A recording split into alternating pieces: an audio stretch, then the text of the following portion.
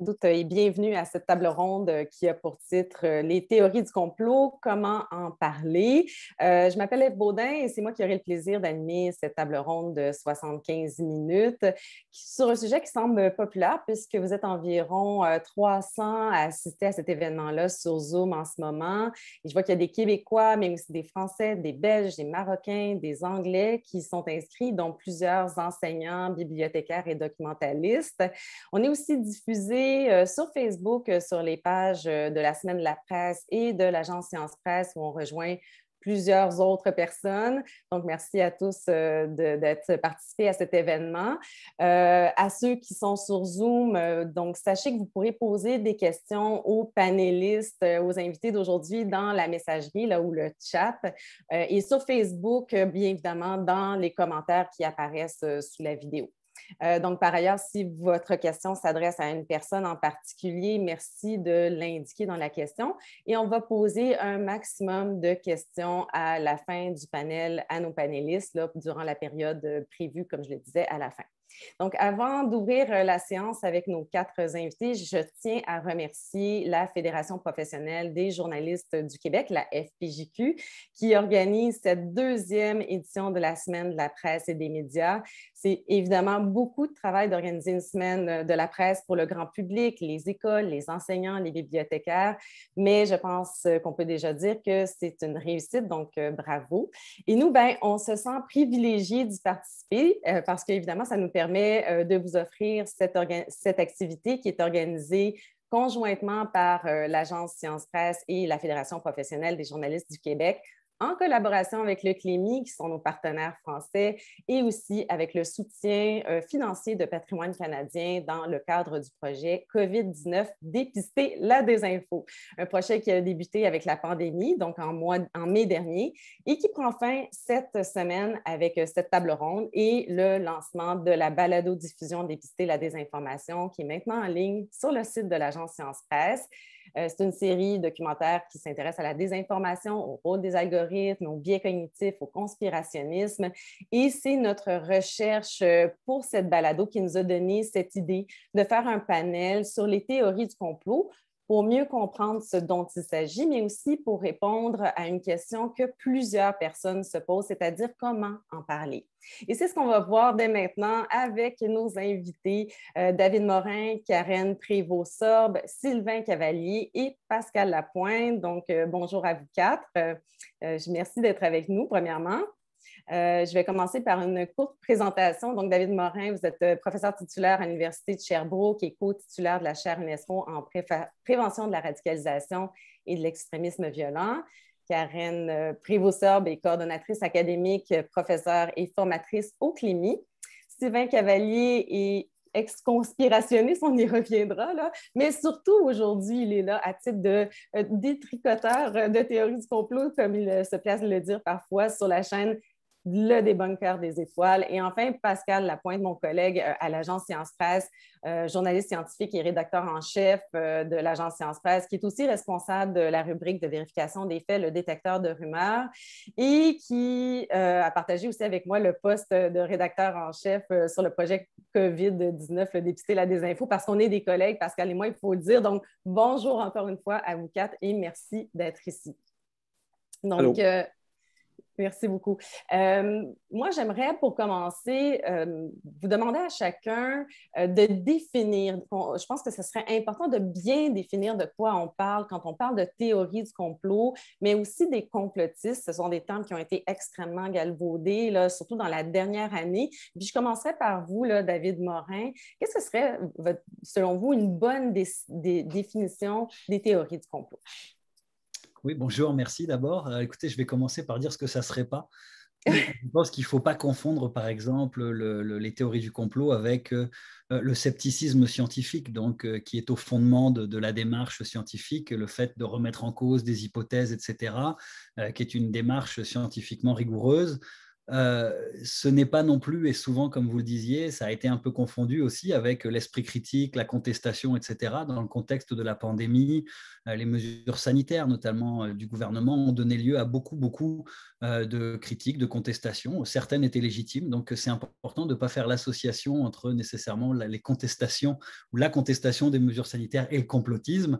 Et le dernier point, avant d'arriver à votre question, c'est qu'il y a bien des complots dans l'histoire de l'humanité qui existent. On peut avoir plein d'exemples de Nixon à la CIA en passant par l'assassinat de Jules César et autres. Donc, je pense que c'est important d'admettre ça aussi. Dans une certaine mesure, on a vu aussi, par exemple, la recherche sur les effets nocifs du tabac, etc. Donc, ça existe. Maintenant, je pense que le conspirationnisme, c'est le fait finalement de penser tout phénomène social en faisant l'hypothèse, en fait, qui n'est pas une hypothèse, mais le postulat qu'il y a nécessairement un espèce de groupe de personnes malveillantes qui conspirent en secret, soit pour asseoir leur pouvoir, soit pour gagner de l'argent, et que donc finalement, à un moment donné, on est amené à lire tous les phénomènes et ce qu'on rencontre, non plus par le fait du hasard, des erreurs, etc., mais toujours par quelque chose de prémédité et qui se fait en secret. Et souvent, de plus en plus d'ailleurs, le conspirationnisme est un complot qui serait mondial. Vous voyez, donc c'est un peu ça la définition que moi, j'en donnerais. Oui, puis finalement, c'est une définition qui est relativement simple. On se rend compte qu'au cœur de ce que vous venez de dire, c'est toujours la même chose, là, un groupe de secrets, de gens qui manigancent dans l'ombre pour nous manipuler. Mais Pascal, tout ça est souvent caché là, par une apparente complexité. Hein? Souvent, les complotistes vont mettre en parallèle différents événements, vont faire un cherry picking au niveau des données. Donc, ça donne une illusion de complexité, là. Oui, mais c'est une illusion parce qu'en réalité, une des bases de théorie du complot, puis pour ajouter à tout ce que vient de dire David, effectivement, je suis en complet accord, je suis en accord, une caractéristique fondamentale, c'est que c'est toujours une explication simple à des phénomènes complexes. Et dans certaines théories, on peut remonter à tous les événements graves de l'histoire récente qui vont s'expliquer par une cause unique, que ce soit les reptiliens ou les Illuminati ou Bill Gates. Il y a comme une volonté en arrière-plan de ce groupe secret de tout contrôler, de tirer les ficelles. Et il faut que ce soit simple, parce que dès le moment où ça devient série d'explications complexes dans lesquelles on introduit des nuances, des bémols, ben, tout à coup, la théorie du complot ne fonctionne plus aussi bien parce qu'on est obligé de convenir que, ah oui, OK, Bill Gates a décidé ça, puis ça, puis ça, mais il y a tel élément dans lequel il n'est pas vraiment impliqué. Donc, alors, pour qu'une théorie fonctionne au mieux de sa forme, si je peux dire, il faut qu'elle soit le plus simple possible. Il faut toujours que ce soit caché, des sources anonymes aussi. Hein. Il y a toujours cette aura-là de mystère qui tourne autour. D'ailleurs, vous, Karen, je pense que vous n'aimez pas trop le terme théorie du complot là, quand vous parlez de ces théories-là en classe là, et auprès des enseignants. Là. Oui, c'est vrai que, oui, bon, déjà, bonjour à toutes et à tous. Oui, moi, je préfère utiliser le mot récit plutôt que le mot théorie. Ça met bien aussi en lumière ce qu'ont dit les précédents intervenants, notamment Pascal. Moi, je préfère le mot récit parce qu'on est vraiment dans une histoire alternative qui est mise en scène, qu'on raconte avec qui est l'approche paraît complexe, mais en fait, c'est un récit assez simple hein, qui donne une explication à un phénomène complexe.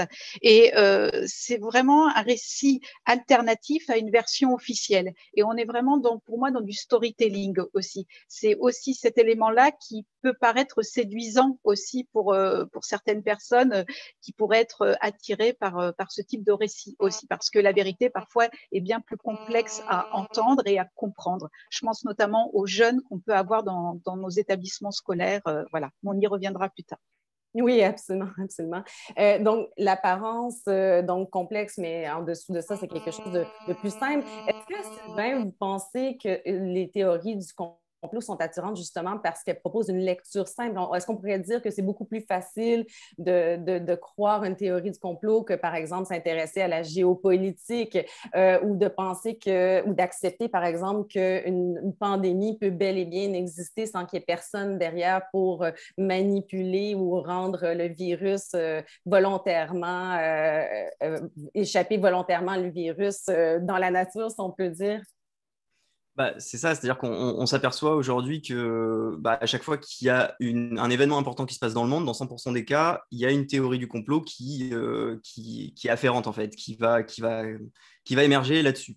Et donc, on peut se dire que c'est parce qu'il y a aussi des sujets compliqués. Sur toutes sortes de sujets compliqués, on va essayer de chercher une réponse très simple.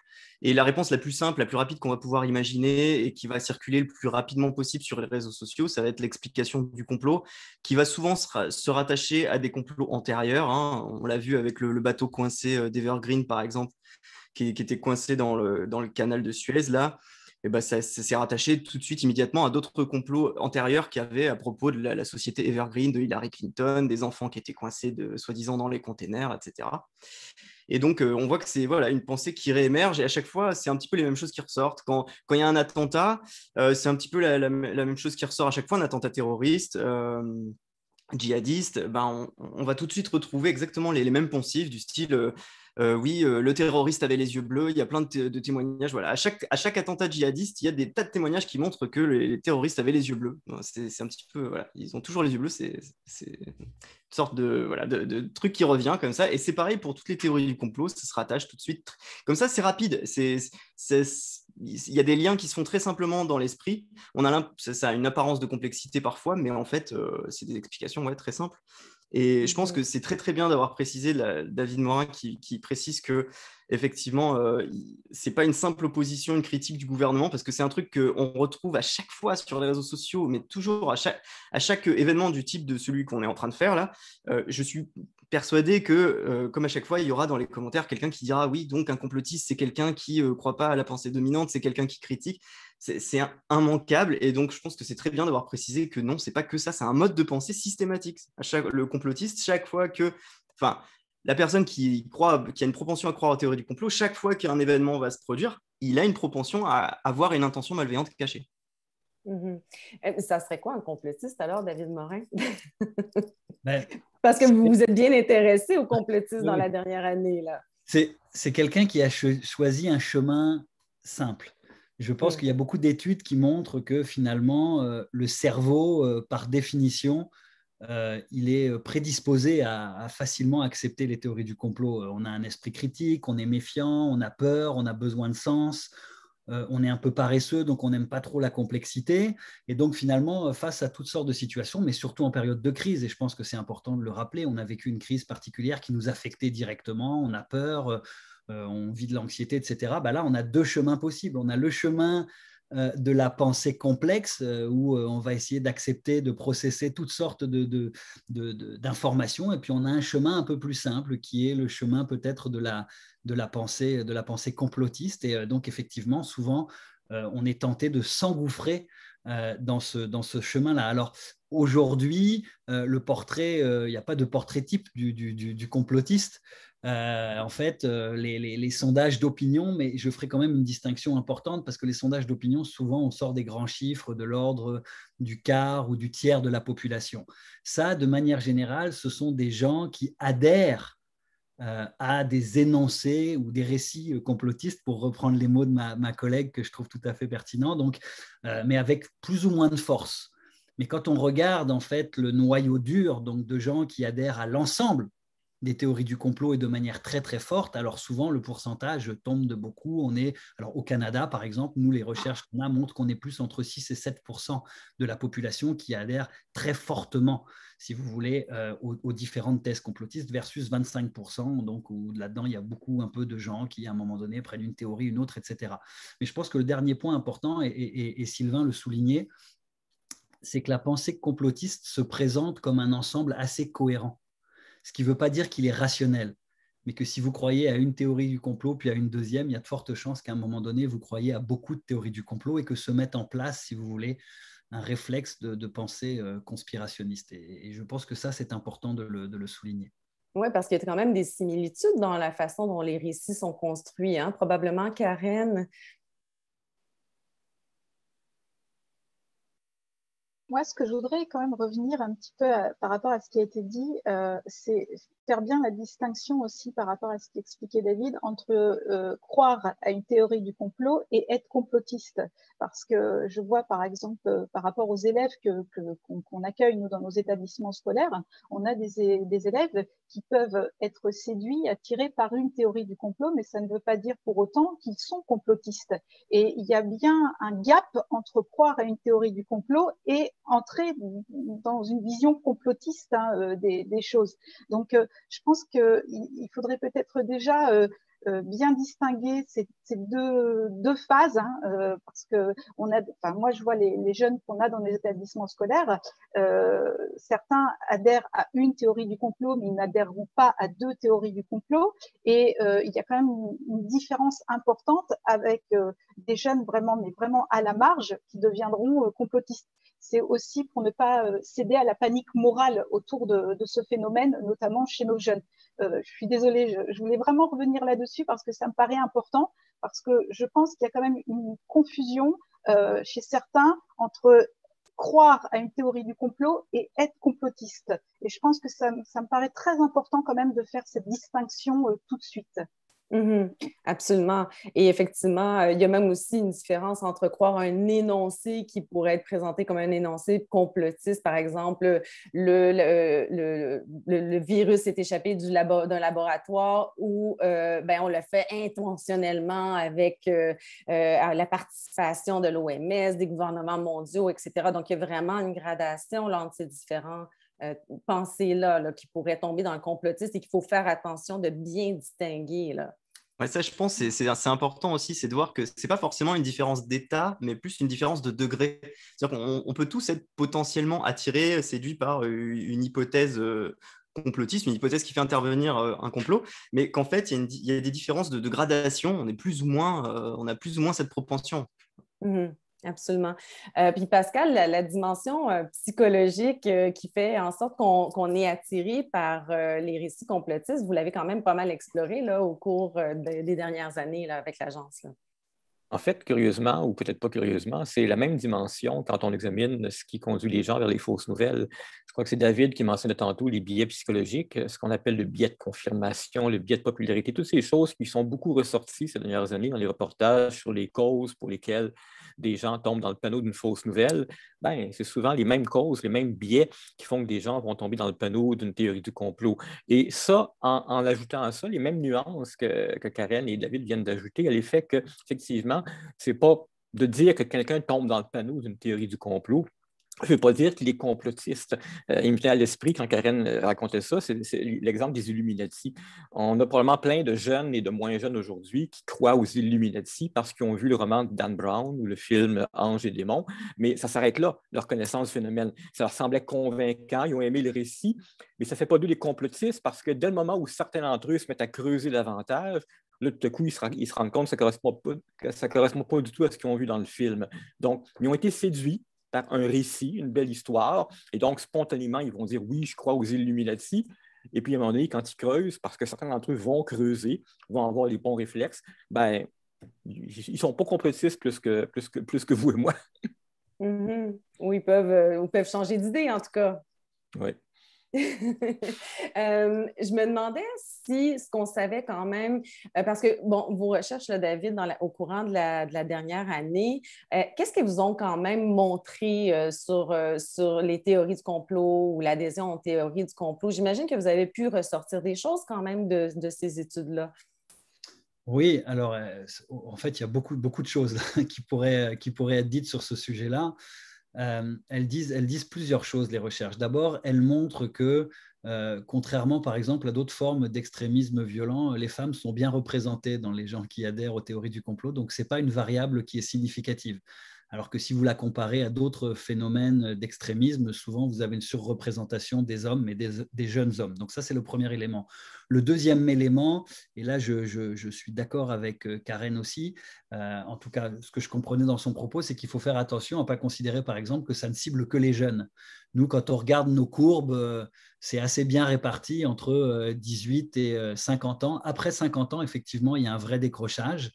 Mais on voit quand même, alors même si effectivement il y a une légère surreprésentation chez les jeunes, que ça concerne quand même beaucoup de monde. Et les statistiques, si on pense de gens qui adhèrent à des théories du complot versus des complotistes, pour reprendre la distinction de Karen, c'est quand même assez bien répandu.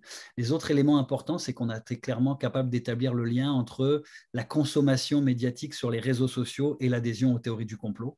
Donc ça, on était capable de le valider, qu'il y avait effectivement ici une corrélation forte.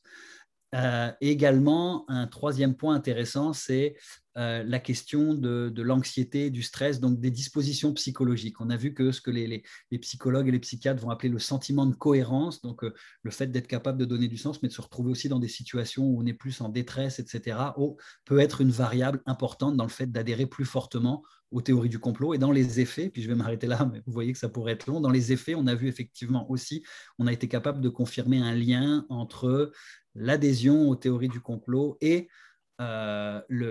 évidemment le non-respect des mesures sanitaires. Et un dernier point que nous, on n'a pas testé, mais qui ressort très fortement de la littérature, sur lequel je voudrais insister, et puis peut-être poser une question aussi aux collègues, c'est l'appartenance à un groupe. Donc, le fait que souvent, les complotistes, finalement, vont chercher dans cette forme d'idéologie extrême-là une espèce de sentiment d'appartenance à un groupe, et ça va être très, très fort. Et surtout, on va voir ça, le fait que le groupe est menacé. Donc, plus on menace le groupe où on le stigmatise, etc., des complotistes, ben, plus finalement, ils ont tendance à se renforcer. Donc, cet élément-là d'appartenance au groupe, qu'on voit aussi d'ailleurs dans la plupart des mouvements extrémistes, est une variable, à mon avis, assez importante.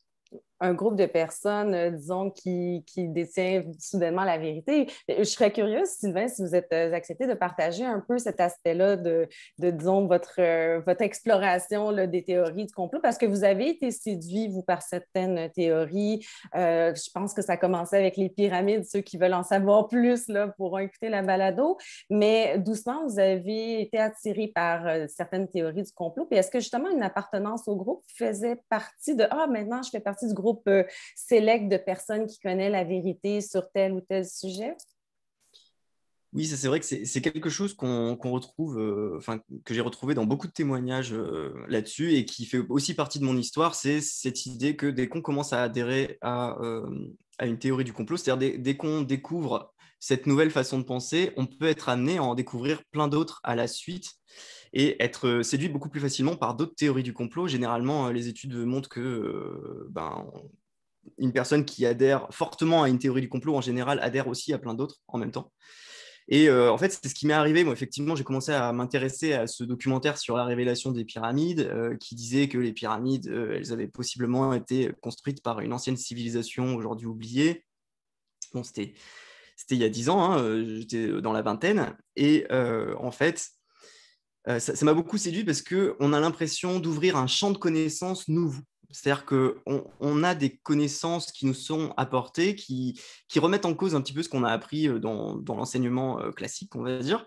Et on se dit, tiens, si on m'a menti sur les pyramides, finalement, on a pu mentir sur plein d'autres choses. Et c'est là qu'on se met à avoir envie de remettre en cause plein de choses. Et on a vraiment l'impression d'être ce détenteur d'une vérité cachée que les autres, ils n'ont pas. Les autres, c'est un petit peu le troupeau de moutons. Il y a cette vision un peu cynique de l'humanité, de l'autre, en fait, qui va être une sorte de mouton qui a ses enfants, là, son chien, son jardin, qui va au boulot tous les jours, qui se lève bêtement pour aller au boulot, alors que moi je connais la vérité sur l'homme sur la Lune, sur l'assassinat de JFK, sur les tours jumelles du 11 septembre, la démolition contrôlée, tout le bazar.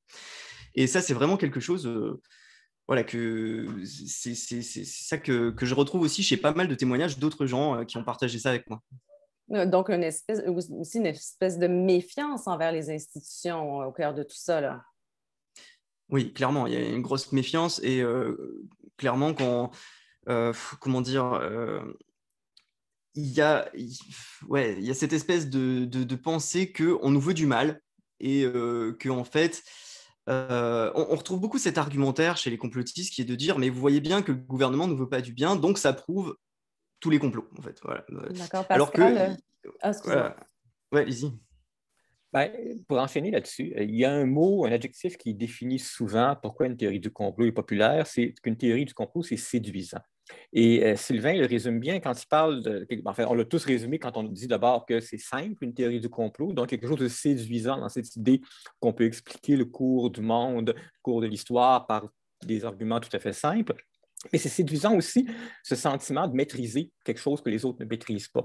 Hein? On a compris qui tire les ficelles, on a compris les grands mystères, on a compris comment fonctionne le monde. C'est séduisant. C'est beaucoup plus séduisant que de se faire dire « Ah, le fonctionnement du monde est très complexe, il faut beaucoup de nuances, beaucoup de bémols, c'est long à expliquer. Bon, on n'aura pas la solution tout de suite, ça va prendre des années avant de régler le problème. » Alors que si, au contraire, on croit que juste en délogeant quelques personnes de l'élite, on va régler tous les problèmes de l'humanité, c'est tout à fait séduisant comme théorie. Donc, c'est un adjectif qui revient très souvent quand on définit pourquoi on y croit, puis qu'est-ce qui caractérise une théorie du complot. Il ne faut pas perdre de vue, c'est séduisant et c'est rassurant en même temps. Quelque chose qui est séduisant comme ça, c'est rassurant parce que ça nous dit que finalement, les problèmes du monde ne sont pas si compliqués. Il suffit de déloger un tel et un tel et un tel et un tel, et voilà, on a réglé les problèmes de l'humanité. Je voudrais aussi faire la différence vachement importante entre les gens qui vont croire, adhérer plus ou moins à ces théories du complot, et les gens qui les diffusent, qui les créent. Et ça, c'est important parce qu'il n'y a pas du tout les mêmes motivations parfois. les gens qui les diffusent n'ont pas forcément des intentions sincères. Il y a beaucoup d'intentions financières, idéologiques, etc. Et je pense que c'est important aussi de différencier ça. On peut être très sincèrement attiré par une théorie du complot, et puis pour pouvoir expliquer un petit peu plus ce qui se passe autour de nous, récupérer cette impression de contrôle, parce qu'on est dans une période de doute, de crise, d'incertitude. Et alors que d'un autre côté, on va avoir des gens qui vraiment vont activement essayer de profiter de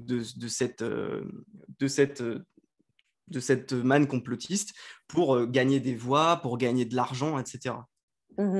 Absolument. Bon, alors, on a compris, je pense bien, quelle serait une bonne définition des théories du complot, qui sont les complotistes, on comprend quels sont les mécanismes psychologiques derrière, etc.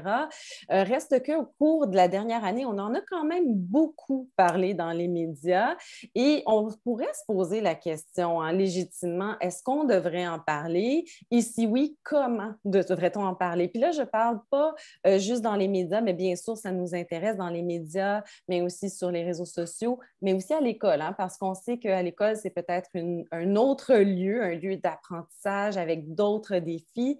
Donc, déjà, peut-être très rapidement, comme journaliste, vous, Pascal Lapointe, qui vous occupez d'une rubrique de fact-checking, vous êtes impliqué en éducation aux médias, est-ce que vous pensez qu'on devrait parler des théories du complot dans les médias, premièrement?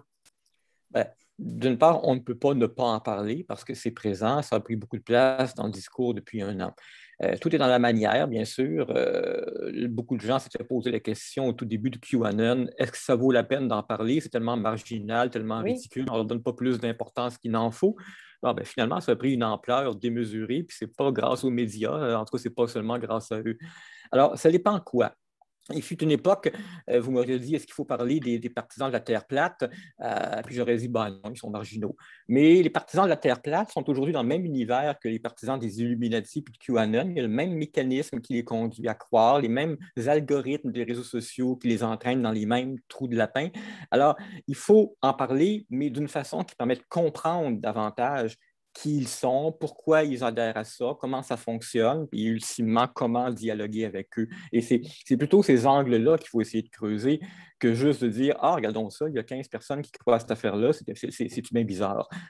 Il faut en parler, mais tout est dans la manière. Il faut être présent aussi. Est-ce qu'on pourrait imaginer, Sylvain, que quand vous avez fondé la chaîne des Banquets des Étoiles, que vous êtes dit, ben, au moins, il y aura une vidéo qui dément une autre vidéo qui raconte des âneries. Est-ce que c'était ça l'idée derrière cette chaîne? Pour moi, c'était important parce que quand j'étais tombé là-dedans, personnellement, les médias n'en parlaient pas du tout. Hein. Dans les années 2010-2011, là, les médias ne parlaient pas du tout des théories du complot. C'était un petit peu quelque chose de caché. Ouais. Enfin, pas de caché, mais c'était marginal. Il ne fallait pas en parler parce que ce n'était pas sérieux, en fait. Et du coup, j'ai l'impression que c'est quelque chose qui a aidé à ce que je tombe là-dedans, parce qu'en fait, j'en avais jamais entendu parler. À l'école, on m'en avait jamais parlé des théories du complot. C'est-à-dire que je suis tombé sur tous ces documentaires-là qui m'apprenaient plein de choses. Enfin bon, j'avais l'impression qu'ils m'apprenaient plein de choses, et j'avais l'impression d'être face à des vraies connaissances. On ne m'avait pas armé, on ne m'avait pas outillé face à ça. Et du coup, je ne connaissais même pas le terme complotisme, le théorie du complot. Pour moi, c'était un truc très, très lointain. Je ne savais même pas que ça existait quasiment. Enfin, voilà. Donc, vu qu'on ne m'avait pas armé face à ça, vu que j'ai traîné sur YouTube avec plein de vidéos qui étaient toutes complotistes à l'époque, il faut bien voir qu'il n'y avait pas de débunkers, de fact-checkers, etc. Même dans les grands médias, il y avait très peu de services de fact-checking. On avait seulement une association, je crois, Oxbuster en France, qui était un peu connue là-dessus, qui traquait un petit peu les fakes un par un, mais voilà. Et donc, du coup, moi, effectivement, je me suis dit, bah voilà, je veux occuper le terrain, je veux montrer qu'on peut en parler de manière totalement libre et de montrer que on peut les critiquer, on peut montrer un avis contradictoire contre ces théories du complot, et voilà. Et c'est ce que j'ai voulu faire avec ma chaîne du débunker des étoiles. Et je pense que c'est quelque chose de positif, d'occuper le terrain. Les personnes comme ça qui vous tombent sur les vidéos complotistes, ils ont dans les suggestions YouTube, par le jeu de l'algorithme, ils ont les suggestions vers mes vidéos, puisque c'est le même thème qui est abordé.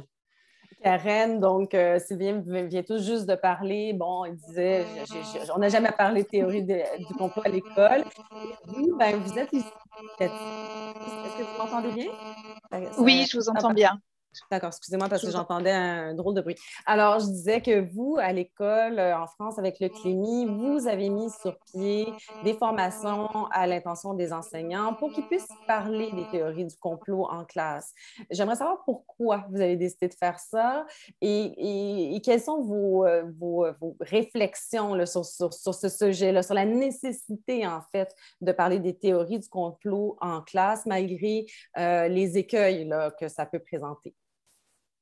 Alors, c'est vrai que là, en écoutant Pascal et Sylvain, ça a provoqué beaucoup d'écho chez moi parce que en tant qu'enseignante d'histoire-géographie et aussi formatrice en éducation aux médias, il y a une réalité en France, c'est qu'on s'est beaucoup intéressé aux théories du complot au sein de l'institution scolaire dès 2015, après les attentats de Charlie Hebdo. C'est-à-dire que c'est une réalité qui a explosé dans notre institution. Or, comme le dit Sylvain, le problème était déjà présent dans les institutions avant, c'est-à-dire que c'est quelque chose qu'on aurait dû déjà traiter avant au sein de nos classes, auprès des collégiens et des lycéens.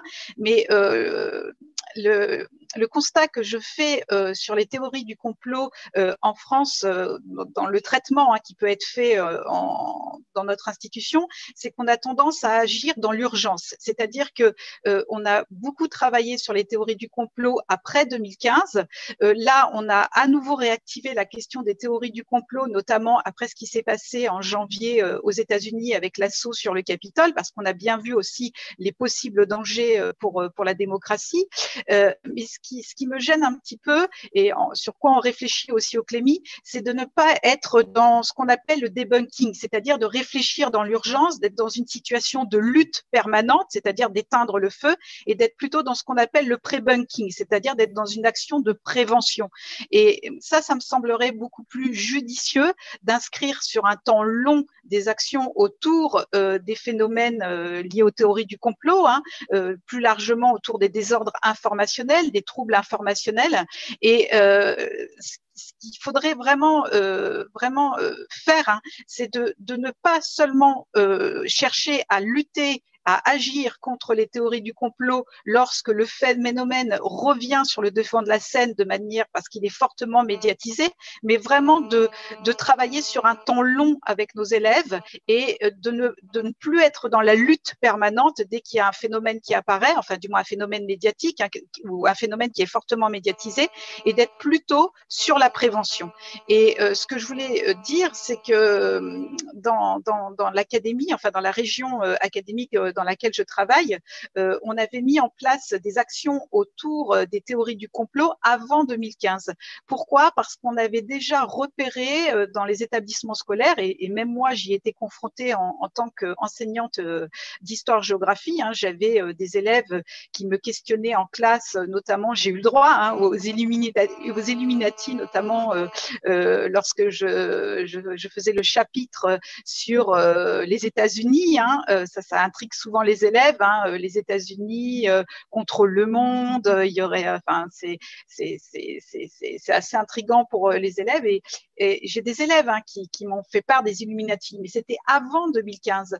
Et comme ce phénomène était récurrent, ça m'a obligée justement à me m'outiller, à m'armer intellectuellement pour bien comprendre ce phénomène, afin de pouvoir apporter des réponses à mes élèves et surtout de comprendre pourquoi ils m'interrogeaient là-dessus, et surtout en tant que formatrice aussi de pouvoir mettre en place très rapidement avant 2015 des actions pour pouvoir aussi aider mes collègues qui rencontraient des difficultés.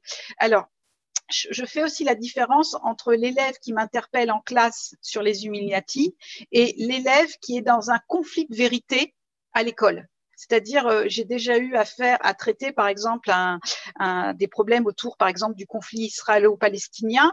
Et pour moi, ce n'est pas le même, ce que disait Sylvain, il y a des degrés.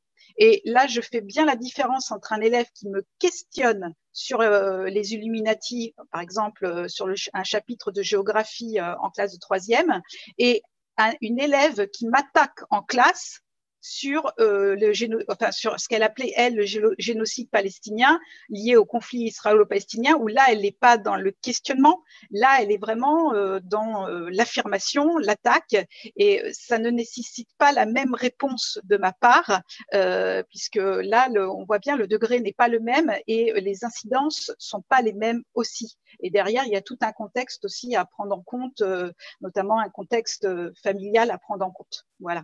On pourra aller un petit peu plus loin, mais voilà, je voulais vraiment insister sur cette question de pré-bunking et débunking. Et moi, c'est ça qui m'interroge, qui me questionne le plus aujourd'hui dans notre institution. Et c'est ce qu'on fait aussi au Clémy, c'est d'être plutôt dans la prévention plutôt que d'être dans la lutte permanente face à ce phénomène, en fait. David Morin, peut-être que ça résonne chez vous aussi, cette idée de prévention, puisque vous êtes à la chaire de la prévention, de la radicalisation. J'imagine qu'on est toujours mieux de travailler un peu en prévention lorsqu'on veut prévenir ce genre de phénomène. Oui, alors en fait, je pense que les deux ne sont pas du tout contradictoires. Il faut avoir une stratégie différenciée en fonction des objectifs et des publics qu'on cible. Donc effectivement, il faut travailler. D'abord, je pense que vous parliez du rôle des médias. Je pense qu'effectivement, les médias ont le rôle de rétablir les faits dans une certaine mesure, tout en sachant que l'impact peut être dans une certaine mesure limité au moins à la zone grise des gens qui doutent un peu, mais qui ne sont pas déjà convaincus, puisqu'on le disait tout à l'heure, la question de la confiance dans les institutions, et notamment les institutions médiatiques, est un des moteurs du conspirationnisme. Donc, si les médias traditionnels font de la vérification de faits, ça n'atteint pas ceux qui ne croient pas à ces médias-là et qui pensent que les médias font partie du problème. Donc, je pense que là, il y a un élément. Le deuxième élément, quand même, c'est qu'avec la fermeture des comptes sur les grands réseaux sociaux, on est en train d'assister vraiment un transfert des groupes de complotistes sur des médias plus alternatifs, dont je ne vais pas donner les noms ici, et pour éviter de leur faire de la publicité. Mais donc, on a vu vraiment ce transfert des têtes d'affiche du mouvement complotiste s'en aller vers, évidemment, donc des médias un peu plus difficiles d'accès pour nous en tant qu'observateurs et où c'est plus facile, évidemment, d'échanger. L'autre élément, on parlait d'un facteur dont on n'a pas parlé, qui est celui de l'éducation. Alors là, oui, évidemment, il faut faire de l'éducation, mais là, il y a plusieurs enjeux. Le premier, c'est que, comme je le disais tout à l'heure, à l'heure actuelle, on a quand même beaucoup de gens qui adhèrent aux théories du complot, qui ne sont plus à l'école. Donc, on fait quoi de ces gens-là? L'école n'est pas non plus en charge de régir l'ensemble de la société. Donc là, il faut quand même qu'on ait des stratégies pour rejoindre ces gens-là, c'est important. Et là où je rejoins mes collègues, je vais y revenir sur donc les gens qui ne sont plus à l'école. Oui, c'est important que les médias en parlent un peu. La question, c'est savoir en quelle quantité et comment en parler, mais on est quand même face à un phénomène qui a pris de l'ampleur, alors sans effectivement nourrir une panique morale.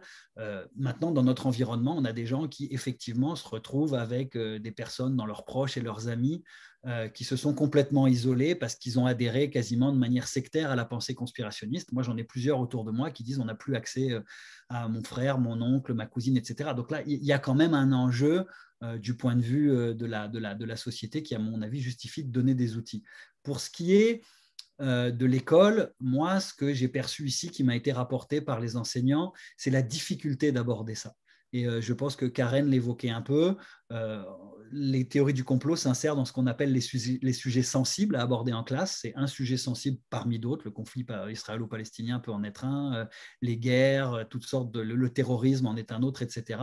Et je pense que moi, le retour que j'ai eu de beaucoup d'enseignants, c'est qu'ils ne se sentaient pas outillés pour faire face au déluge de questionnements potentiels que les jeunes pouvaient leur poser, et souvent d'ailleurs qui sont des jeunes très informés sur le sujet, donc qui manipulent beaucoup de chiffres rapidement, et là finalement le prof se retrouve à l'avant de la classe, puis là il y a quand même un enjeu, parce que si le prof n'est pas capable finalement de dire à l'élève de lui amener des contradictions, alors les autres vont dire est-ce que c'est parce que le prof, finalement, est-ce que c'est parce que notre collègue a tort? En même temps, si le prof lui dit tais-toi, on ne parle pas de ça ici, ça vient de donner un peu d'arguments. Donc, je pense que ça, c'est vraiment un défi. Puis dans le contexte de la pandémie ici au Québec, il faut quand même bien admettre que nos enseignants, avec la déscolarisation relative d'un certain nombre de jeunes qui finalement sont restés dans leur famille, et quand on sait que il y a aussi des familles ou des parents de 30, 40 ans qui adhèrent au complot. On a des jeunes qui ont été déscolarisés pendant des mois et des mois, qui ont été nourris à la pensée conspirationniste un peu. Et moi, ma crainte, c'est que on est finalement une socialisation politique qui se fasse à travers le prisme de la pensée complotiste chez beaucoup de nos jeunes. Et que l'école étant ce qu'elle est, on n'a pas eu le temps vraiment de revenir là-dessus. On essaye de faire passer les matières principales, les maths, le français, etc., etc.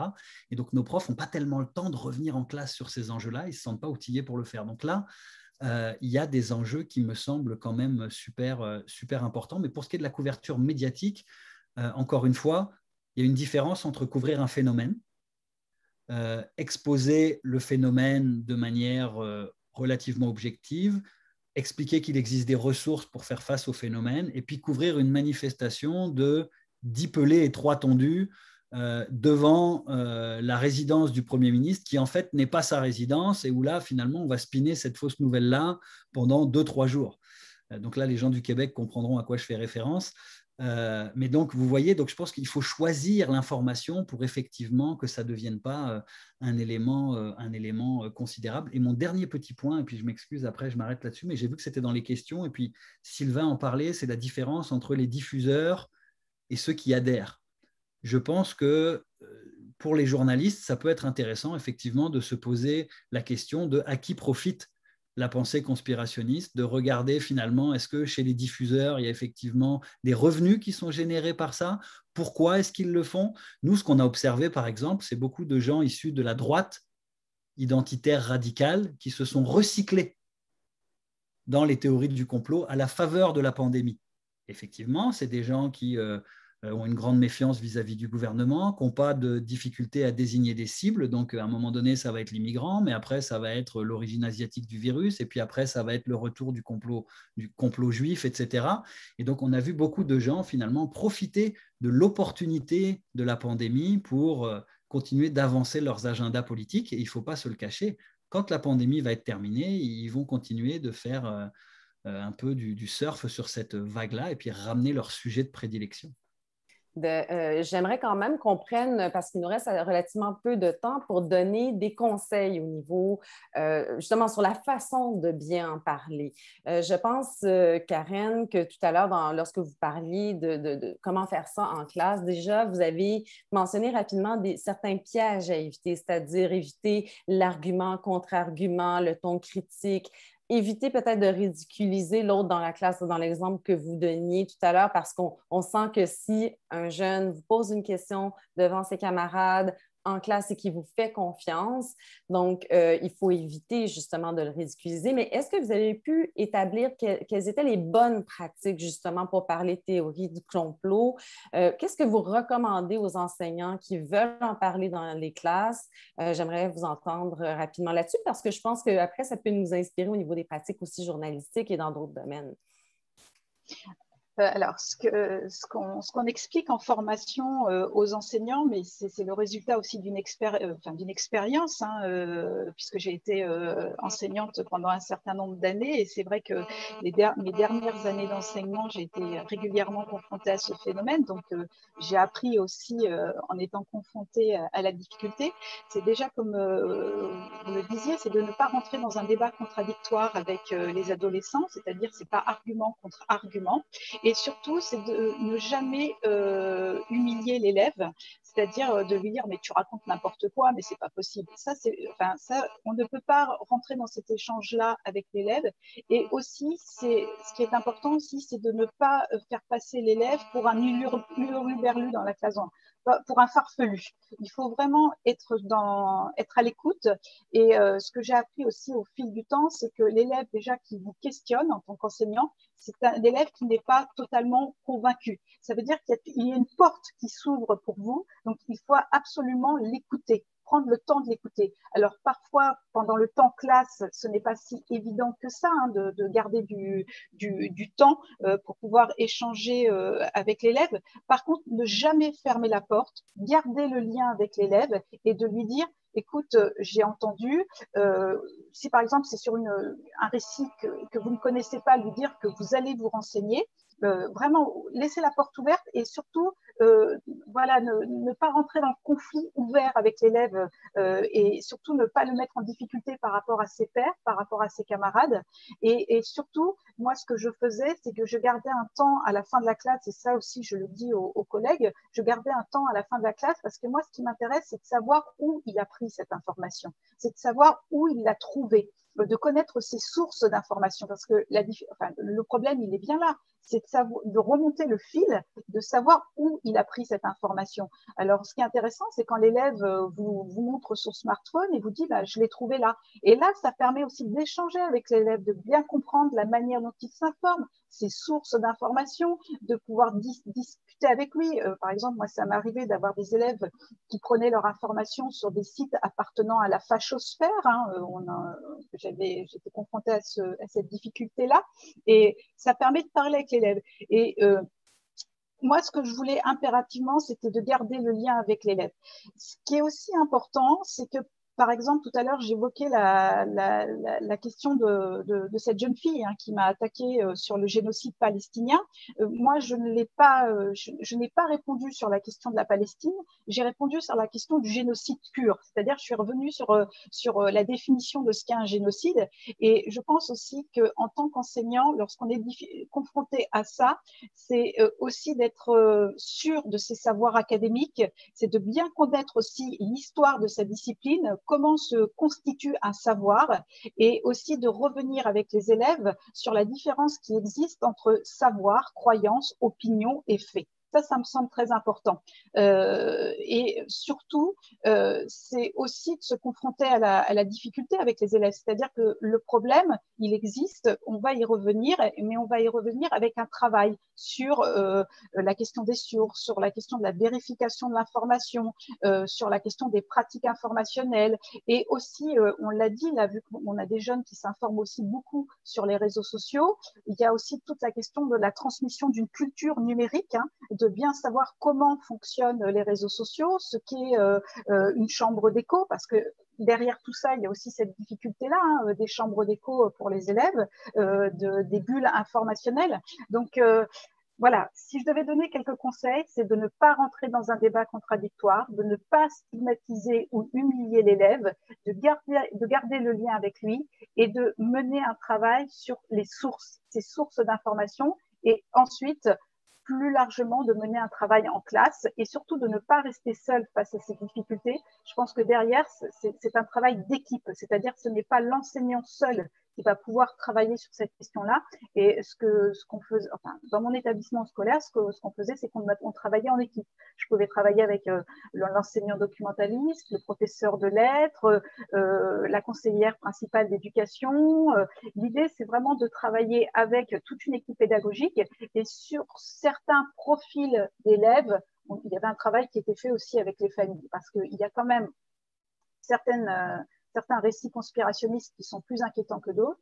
Et aussi, dernier point qui me semble très important, c'est aussi de s'outiller en tant qu'enseignant sur la psychologie de l'adolescent. Parce qu'il y a un point qui me semble très important, qu'a dit tout au début Pascal, et qui me semble très important pour les adolescents, c'est la question un récit conspirationniste aussi, ça peut être extrêmement rassurant pour un adolescent face à un monde qu'il ne comprend pas et face à certaines situations extrêmement tendues, extrêmement dramatiques.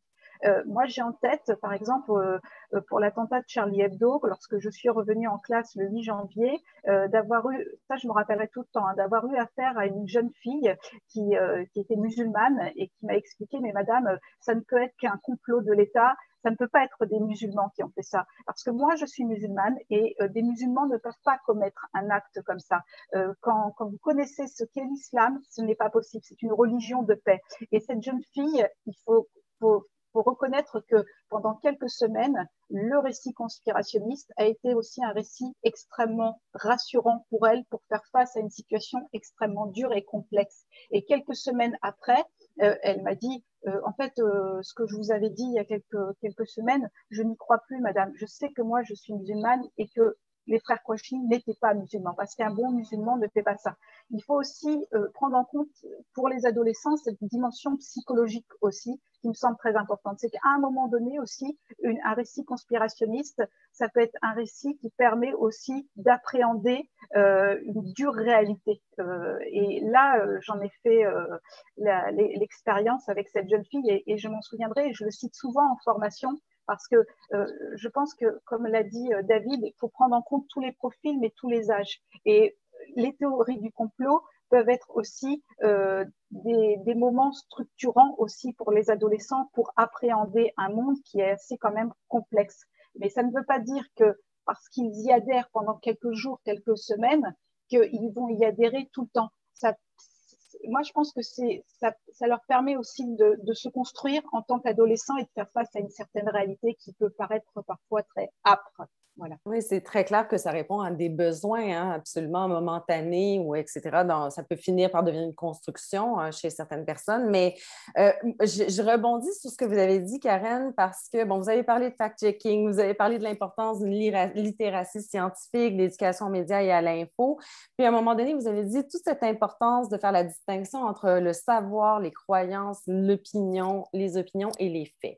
Et ça, Pascal, je suis sûre que vous avez quelque chose à dire parce que quand même, avec des rubriques comme le détecteur de rumeurs, avec des projets d'éducation aux médias et à l'information que font des journalistes en ce moment au Québec, puis en France aussi, je suis certaine ailleurs dans le monde aussi, c'est un peu ce qu'on tente de faire, d'expliquer justement la distinction, par exemple, entre les faits et les opinions. Et je pense que ça peut être utile pour tout le monde, en fait, de retrouver ces outils-là parce qu'on est dans une ère où tout le monde s'informe sur les réseaux sociaux, puis c'est vraiment difficile de distinguer l'un de l'autre là, sur les réseaux sociaux. Ben, tout à fait. On parlait d'outiller les gens tout à l'heure. Un des outils qui m'étonne toujours de voir à quel point il est peu maîtrisé, c'est l'aptitude à distinguer le fait de l'opinion. On voit quantité de réactions sur les réseaux sociaux de gens qui vont traiter de fake news, ce qui est en réalité une chronique d'opinion, ou bien des gens qui vont partager quelque chose sans se rendre compte que dans le texte, il y a un mélange de faits et d'opinions. Et ça rejoint un peu, quand on parlait du déboulonnage tout à l'heure, il y a toujours ce questionnement, bien sûr, sur l'utilité, l'impact. Est-ce que c'est vraiment nécessaire le déboulonnage? Une des leçons qu'on apprend avec des rubriques comme les détecteurs de rumeurs, c'est qu'il est extrêmement important de segmenter un sujet. Alors, c'est peut-être le segmenter en segmentant, en séparant le fait de l'opinion. C'est peut-être le segmenter aussi tout banalement en n'essayant pas de déboulonner une théorie au complet. On n'a jamais essayé au détecteur de rumeurs de faire un texte qui dit la théorie de la 5G, c'est faux, ou Bill Gates ne met pas de puce en vous. C'est beaucoup trop gros, beaucoup trop alambiqué. On ne peut pas segmenter ça, mais on peut cibler une affirmation et du coup, on peut réussir à rejoindre des gens qui sont pour comme des gens qui sont contre le récit. Dans le cas de la 5G, justement, une des premières légendes qui a circulé il y a un an, c'est que la 5G était responsable de la création du virus. Et pourquoi ça? Parce que les premiers endroits où est apparu le virus, c'est des endroits où il y avait déjà des réseaux 5G. Alors ça, on peut le vérifier. C'est facile à vérifier. On peut avoir des cartes géographiques, retrouver les endroits où il y a des réseaux 5G et être capable de dire que non, le virus n'est pas apparu d'abord dans les endroits où il y avait des réseaux 5G. Alors, est-ce qu'on a convaincu les gens qui croient que la 5G est mauvaise d'abandonner leurs croyances? Non, et ce n'est pas le but de la chose. Mais on a ciblé une affirmation très précise sur laquelle appelons-les des pro-5G et des anti-5G peuvent s'entendre et convenir que, ouais, effectivement, cette affirmation, elle ne passe pas la rampe. Et ça, vous pouvez appliquer ce raisonnement-là aux masques, aux vaccins, à n'importe quoi qui circule à l'heure actuelle. Le conseil, c'est la façon dont on travaille, mais c'est quelque chose qui peut s'appliquer à n'importe qui qui nous écoute en ce moment. Essayez de segmenter un sujet, essayez de cibler une affirmation qui est vérifiable. Pas une opinion, une affirmation qui contient des données, des chiffres, quelque chose qui peut être vérifiable. Et si c'est bien ciblé, je peux vous garantir que vous allez réussir à créer un consensus, même avec votre oncle ou votre neveu que vous qualifiez de complotiste. Parce que même lui va être obligé de dire « Ah ben oui, effectivement, je regarde la carte géographique, là, puis ça ne correspond pas à ce que je pensais. » Mais n'essayez pas de lui faire abandonner sa croyance en un récit. Ce n'est pas ça le but. C'est d'y aller segment par segment ou morceau par morceau. Puis une particularité des textes de vérification des faits, c'est aussi d'expliquer le processus de vérification des faits. Donc, c'est une écriture où on écrit vraiment dans chacune des étapes qu'on a fait pour vérifier l'information. Puis ça aussi, c'est utile et c'est aussi ce que vous faites, là, Sylvain, dans vos vidéos. Vous expliquez où vous avez trouvé l'information. Donc, ça aussi, c'est des choses qu'on peut faire et qu'on doit faire si on veut, dans le fond, outiller les gens pour les aider, en fait, à départager les faits, des opinions, des théories qui sont floues, des choses qui ne sont pas sourcées, etc. Là. C'est ça, je pense que c'est quelque chose de très très important, comme le dit Pascal Lapointe, ça, je me suis rendu compte très très vite que les gens, que beaucoup de gens en tout cas, n'arrivaient pas à distinguer faits et opinions. Le fait, c'est une information qui est vérifiable, objectivement vérifiable. L'opinion, c'est quelque chose qui est sujet à interprétation et qui dépend un petit peu de l'expérience personnelle de chacun. Et ça, c'est une différence qui est tellement fondamentale. En fait, je pense que ça rejoint en fait ce que dit un peu tout le monde là, c'est de dire que effectivement, quand on est confronté à une personne comme ça qui croit, alors peut-être dans une salle de classe ou quoi, moi je ne connais pas l'enseignement, hein, mais je pense qu'effectivement c'est judicieux de ne pas rentrer dans la contradiction et effectivement de préférer apporter des connaissances positives, de ne pas être dans la connaissance contradictoire, mais dans la connaissance positive, de simplement donner des outils comme le fait de différencier les faits et les opinions. J'ai fait une vidéo là-dessus d'ailleurs sur ma chaîne YouTube, tellement j'estimais que c'était vraiment important. Et puis le fait, moi quand je suis sorti de ma croyance des théories du complot, c'était parce que j'avais des connaissances préétablies, notamment entre autres, parce que c'est multifactoriel, l'abandon du système de croyance dans les théories du complot, c'est très complexe, c'est très long, ça se fait pas comme ça du jour au lendemain ou avec un seul facteur, c'est multifactoriel. Mais moi, c'était principalement parce que la théorie du complot de l'homme sur la Lune, le moonhoax, le canular lunaire, je ne voulais pas y croire. Et parce que bon, j'avais des connaissances préétablies donc sur l'astronomie. Depuis tout petit, j'adorais l'astronomie, j'étais passionné d'astronomie. Donc j'avais des bouquins sur l'astronomie, etc. Et cette théorie du moonhoax, elle me dérangeait depuis très longtemps quand je croyais aux théories du complot. Et c'est cette connaissance positive que j'avais qui m'a permis, en fait, qui m'a fait me poser des questions en me disant c'est bizarre, les documentaires complotistes qui parlent de ça, en fait, ça donne envie d'y croire, mais en même temps, je sais que c'est pas vrai, puisque j'ai des connaissances qui font que je sais que c'est pas vrai. J'ai toutes les photos et tout. Et du coup, ça, c'est très important aussi, c'est de partager aussi de la bonne connaissance, peut-être des youtubeurs, des gens simples, je sais pas, parce qu'il y a ça aussi qui joue, hein. Un enseignant, un média, un politique, c'est une autorité. C'est une autorité, et parfois l'adolescent, je pense, ou tous les gens en général, hein, plus ou moins, ils vont se méfier de l'autorité. Peut-être quelque chose, un intérêt, voilà, tout ça. Et donc, peut-être que s'il y a des gens normaux, entre guillemets normaux, hein, bien sûr, vous me comprenez, s'il y a des gens simples, voilà, des citoyens comme les autres qui, sur YouTube, par exemple, présentent des vidéos avec des bonnes connaissances, ça peut être une bonne chose de la part de l'enseignant de conseiller, je ne sais pas, de conseiller Dirty Biology, de conseiller y-penser, de conseiller des chaînes YouTube avec des citoyens normaux qui donnent aussi des bonnes connaissances, des connaissances positives. Et puis, voilà, enfin bon, je pense que c'est à peu près tout ce que j'avais à dire.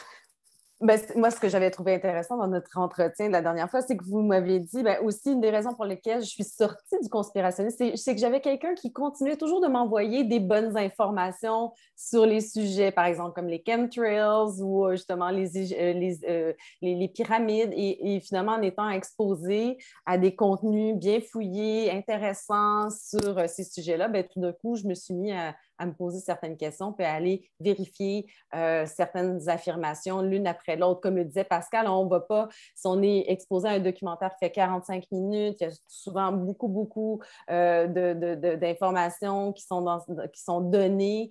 Des fois, on donne des liens vers des études, mais en fouillant, on va se rendre compte que finalement, ce n'est pas tout à fait ça que l'étude dit, mais tout ça demande énormément de temps. Donc, c'est pour ça qu'il faut, comme disait Pascal, très souvent sectionner ou segmenter la façon dont on va parler parler d'un documentaire, on va rarement dire tel documentaire est tout faux parce qu'il y a souvent des parties vraies, des parties fausses, il y a un amalgame de toutes sortes de choses.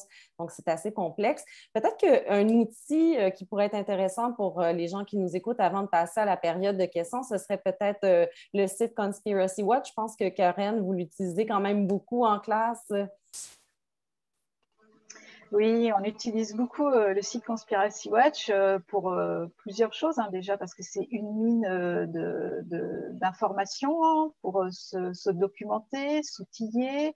Il y a une veille active sur ce sujet. C'est d'ailleurs, Rudi Reichstadt parle d'agence, carrément une agence de presse sur ce sujet.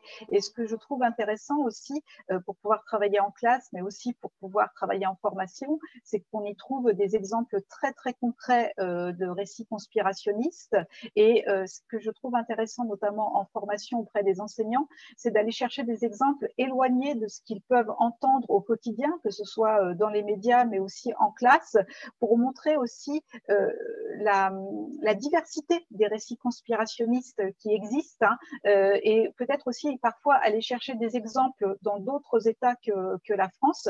Et ce que j'aime bien aussi dans l'approche de Conspiracy Watch, ce n'est pas seulement de se focaliser sur le récit conspirationniste, c'est-à-dire comment il est construit, sa mécanique, les effets rhétoriques utilisés, c'est de bien montrer aussi le contexte plus grand dans lequel s'inscrit le récit conspirationniste.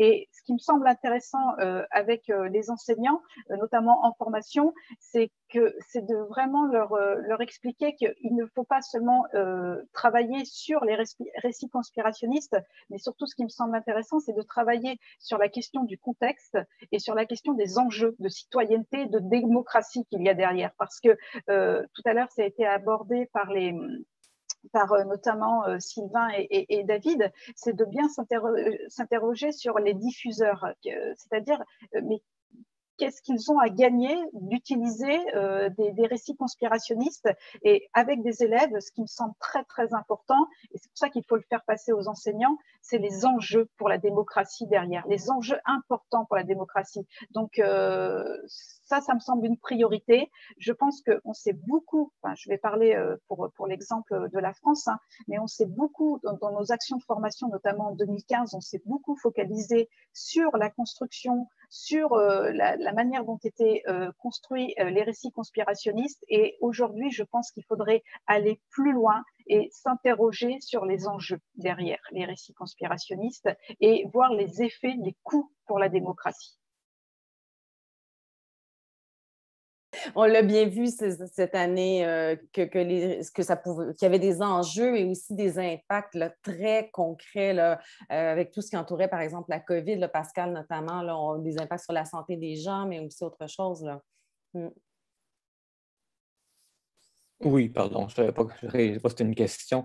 Oui, ben ça fait partie des grands enjeux, je pense, pour les sociologues, entre autres, dans les années à venir, mesurer les impacts de la désinformation. On commence à en avoir une idée, mais on manque d'indicateurs pour ça. Mais on sait que beaucoup de choses partent de la perte de confiance du public à l'égard de tout ce qui est autorité. Alors, au début, c'était une perte de confiance face au gouvernement, mais quand ça devient une perte de confiance face aux médias, face aux scientifiques, face aux études, face aux experts, là, on a un sérieux problème qui ne s'arrêtera pas avec la fin de la pandémie. Alors, ça nous rappelle que cette lutte à la désinformation, ça fait longtemps qu'on a dépassé l'étape où on déboulonnait le monstre du Loch Ness ou les soucoupes volantes. Là. On est rendu à un niveau beaucoup plus élevé. Puis, au-delà des causes psychologiques puis de la lutte pour élever l'esprit critique des gens, qui est évidemment fondamental, il faut se rappeler qu'on est peut-être même devant une situation d'urgence parce que c'est un phénomène qui ne va pas s'arrêter du jour au lendemain, puis qui a un terreau fertile avec toutes les nouvelles technologies de la communication. Absolument.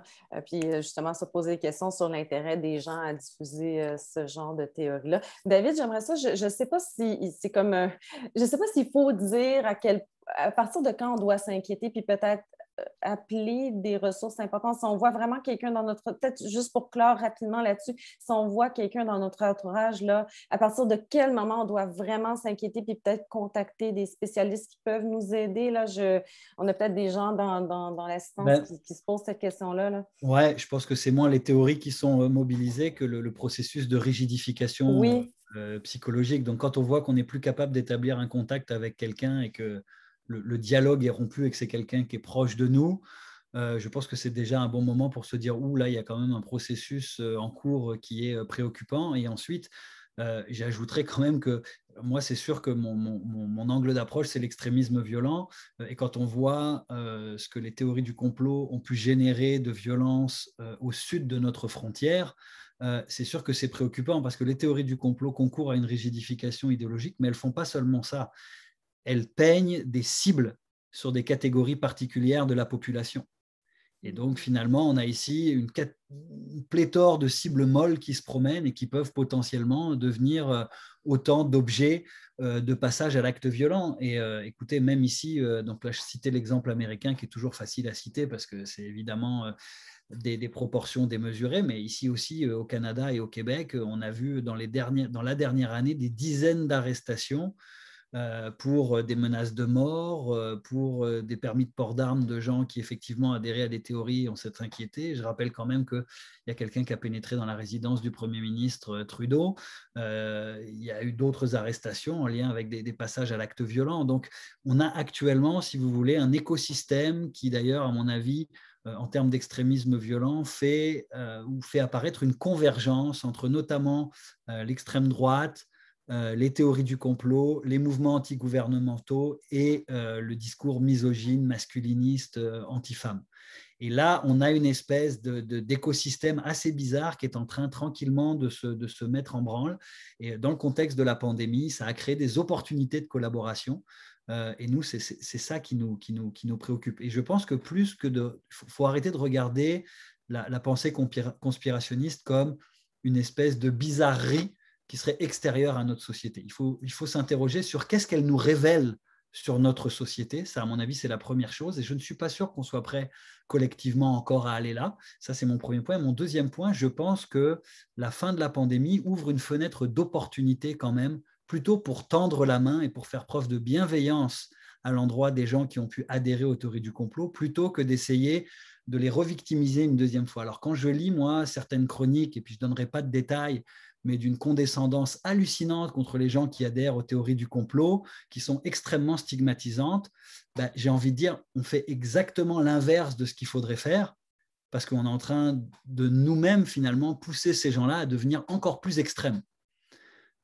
Et moi, ma préoccupation à l'heure actuelle, elle est celle-là. Donc, j'ai envie de dire, au-delà de tous les conseils, à mon avis, que mes collègues ont donnés, qui sont d'excellents conseils, c'est de faire preuve peut-être de bienveillance, d'essayer de tendre la main, d'écouter, et puis de rétablir ce dialogue, peut-être effectivement, comme mes collègues le disaient, juste sur la base des faits. Ah ouais, toi, tu penses ça? Valider aussi le ressenti, la colère des gens, la peur des gens vis-à-vis des institutions.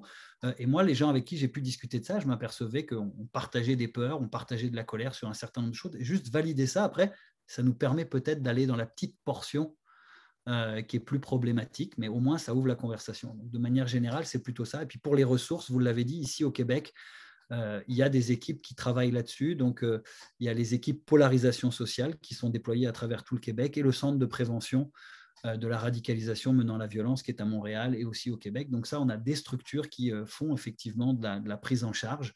Puis au niveau de la prévention, là, c'est quand même beaucoup plus large. On est plus nombreux à être dans cet environnement-là. Absolument. C'est maintenant la période des questions. Je vous remercie tous les quatre. Je pense qu'on aurait pu poursuivre encore longtemps sur ce sujet, mais on a quand même fait un bon tour du terrain. Je vais passer, il nous reste à peu près 5-10 minutes pour les questions. Une question de André Lavoie. On dit que la droite populaire, qu'elle aime les solutions simplistes à des problèmes complexes, est-elle plus susceptible d'être séduite par le complotiste et de vouloir alimenter, diffuser ses théories? Question d'un méchant gauchiste. Est-ce que l'un de vous voudrait répondre à ça? Peut-être David Morin? Est-ce que vous voulez me répéter la question? Ah oui, il disait finalement que on dit souvent que les théories du complot sont plutôt des gens de droite là, qui aiment les solutions simples à des problèmes complexes. Et puis, est-ce que donc c'est la droite qui est davantage susceptible d'être séduite par les théories du complot, là? Alors, historiquement, je dirais absolument pas. La gauche et l'extrême gauche ont leur bouc émissaire et ont eux-mêmes leur théorie du complot. À l'heure actuelle, ce que nous, on est capable de voir, et puis on a fait des recherches sur le Canada, c'est que principalement, l'extrême gauche actuellement, dans ce contexte-là, prend position contre les complotistes. Donc, de la même manière qu'il y a les antifascistes, on a les anticomplotistes et que donc, pour l'instant, la gauche est plutôt à l'origine des sites qui font de la surveillance, qui mettent de la pression aussi sur les entrepreneurs et les diffuseurs complotistes. Donc, à l'heure actuelle, c'est là qu'ils sont. Mais je pense aussi, encore une fois, que ça contribue. Et puis, on a tous envie, à un moment donné, effectivement, de se mettre en colère contre les complotistes quand on a nos gens du système médical qui sont au front et qui risquent leur vie pour sauver des vies. C'est sûr que ça nous fait sortir de nos gonds. Mais en même temps, encore une fois, quand on devient anti-complotiste, finalement, on alimente surtout les polarisations. Et puis, on alimente les extrêmes et on n'est pas dans la solution médiane qui est plutôt d'essayer de rétablir une espèce de dialogue social. Mais donc, actuellement, c'est vrai qu'il y a une convergence entre, comme je le disais tout à l'heure, la droite identitaire, les mouvements antigouvernementaux et puis les complotistes plus genre QAnon, comme on le voit aux États-Unis, on le voit au Canada, on le voit en Europe. Donc là, c'est vrai qu'actuellement, c'est beaucoup les mêmes théories qui sont mobilisées. Mais Karen parlait tout à l'heure de son étudiante post-Charlie Hebdo. Par exemple, toute la question des attentats du 11 septembre était un complot qui était à la fois, on retrouvait chez les islamistes radicaux, les djihadistes et chez l'extrême droite. Alors, l'analyse du complot est la même, les raisons pour lesquelles on le mobilise sont un peu différentes. Mais donc, si vous voulez, j'en ferai pas un enjeu droite-gauche. Je pense que c'est beaucoup plus complexe que ça. D'accord. Et si tu me permets, Ève, il y a ce rapprochement étonnant qui s'est produit cette année entre des mouvements comme QAnon associés à l'extrême droite et des mouvements de santé naturelle, de santé traditionnellement associés à la gauche. On a constaté sur les réseaux sociaux tout plein de connexions dans leur groupe, dans leur famille Facebook, et ça, au point que ça a surpris beaucoup d'observateurs du milieu qui se sont dit voilà deux groupes que tout séparait, mais hop, ils se sont trouvés des raisons d'alliance ou des points de convergence, disons plutôt, à cause de la pandémie. Mm-hmm. Absolument. Il y a plusieurs personnes qui nous demandent, dans le fond, quels sont les avantages que pourraient retirer ceux qui mettent en ligne des récits complotistes, là, sans vraiment rentrer dans les détails. Est-ce qu'on pourrait nommer certains des avantages que peuvent retirer ces personnes? Parce que vous en avez tous parlé, mais c'est vrai qu'on ne peut insister sur ce point-là. Ben, je peux répondre rapidement à celle-là. Ça prend 15 secondes. Il y a deux avantages. Un premier, une forme de reconnaissance, ça donne de l'importance. Et en particulier, pour quelqu'un qui devient influent, ben, ça lui donne une importance qu'il n'avait peut-être pas dans la vie normale ou qui est peut-être plus grande que celle qu'il a. En tout cas, appelons ça une volonté de reconnaissance sociale. Et le deuxième élément, ben, ça, plusieurs personnes en ont parlé, c'est l'argent. Parce que je ne sais plus quel auteur américain a inventé l'expression, mais elle est très juste, c'est l'entrepreneuriat du complot. Pour quelqu'un qui est vraiment, qui pense vraiment en termes d'argent, il peut peut-être, s'il trouve le bon filon, s'il trouve les arguments qui touchent une corde sensible chez une partie importante de la population, il peut faire des sous. Donc, tu as là deux arguments, besoin de reconnaissance et besoin de faire de l'argent, qui à eux seuls peuvent expliquer le succès de certaines des têtes d'affiche. Je ne dis pas que c'est le cas de tous, mais tu as quelque chose, tu as deux motivations. Je pense que je citerai juste rapidement quelques exemples pour que ça soit plus concret, effectivement, pour illustrer simplement ce que vient de dire Pascal, hein, en fait. C'est par exemple le documentaire complotiste Hold Up qui a ramassé 300 000 euros de dons le premier mois, puis 100 000 euros par mois ensuite. Donc, on est dans des sommes stratosphériques qui sont gagnées grâce à ça. On a par exemple, il y a Silvano Trotta qui faisait payer un abonnement pour avoir accès à des vidéos supplémentaires, etc. On a Casas Novas qui aussi vend des extracteurs de jus de légumes, etc., tout en essayant d'asticoter ces différentes théories du complot. On a Alex Jones qui est un multimillionnaire américain qui a fondé carrément un média basé entièrement sur la désinformation, hein, Infowars. Alex Jones qui est richissime grâce aux théories du complot. Donc, il y a un vrai business énorme. Puis, il y a aussi, je pense, peut-être, effectivement, il y a ce besoin de reconnaissance et tout ça. Il y a aussi l'intention idéologique, hein. Il faut voir qu'il y a pas mal aussi de complotistes qui, et là, j'entends par là vraiment diffuseurs de théories du complot, qui y trouvent un intérêt, une motivation idéologique. on a des gens qui vont trouver un électorat, par exemple. On a récemment l'avocat qui est pro-Trump, Lynn Wood, aux États-Unis, qui parle d'arrêter d'exécuter tous ses opposants politiques démocrates pour trahison, etc. Et lui, clairement, il est en train de faire campagne. Là. Il parle, dans ses discours, il parle de moins en moins de Trump. Il se met, lui, de plus en plus en avant et il essaye de devenir une figure potentiellement présidentiable. Et donc, en fait, là, on a des motivations qui sont profondément idéologiques aussi. Mm-hmm. Et j'ajouterais qu'au Québec aussi, hein, moi, je ne vais pas citer de nom, mais on a des fondations bien connues qui ont récolté près d'un demi-million de dollars en l'espace de quelques mois. On a des chaînes de radio alternatives dont les animateurs se sont enrichis. Mais...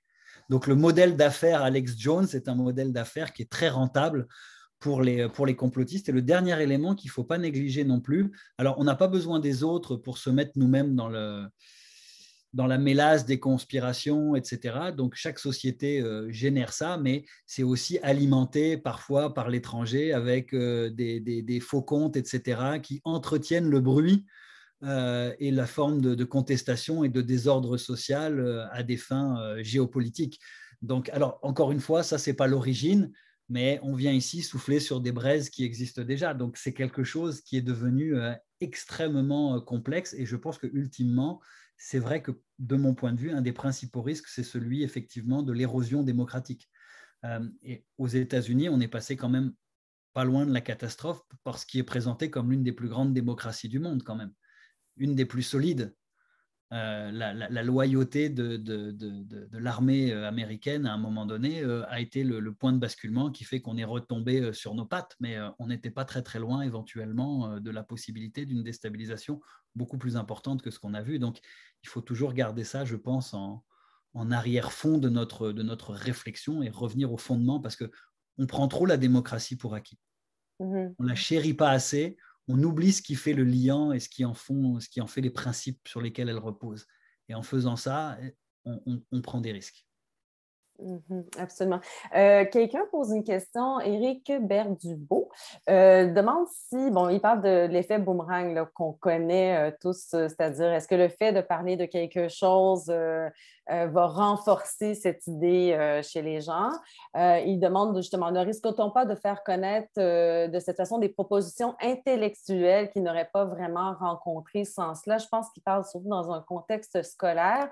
Bon, alors, pour avoir étudié cette question de l'effet boomerang, on sait que donc, la littérature scientifique nous démontre qu'il n'existe pas vraiment, il est beaucoup plus faible qu'on l'aurait cru, que les gens sont souvent prêts à changer d'idée. Là, Pascal, est-ce que tu peux nous expliquer un peu plus ce qui ressort des études à ce sujet-là, puis comment on peut mesurer justement l'impact et l'importance de rectifier une information quand une information est fausse, là, par exemple avec un texte de fact-checking ou en classe?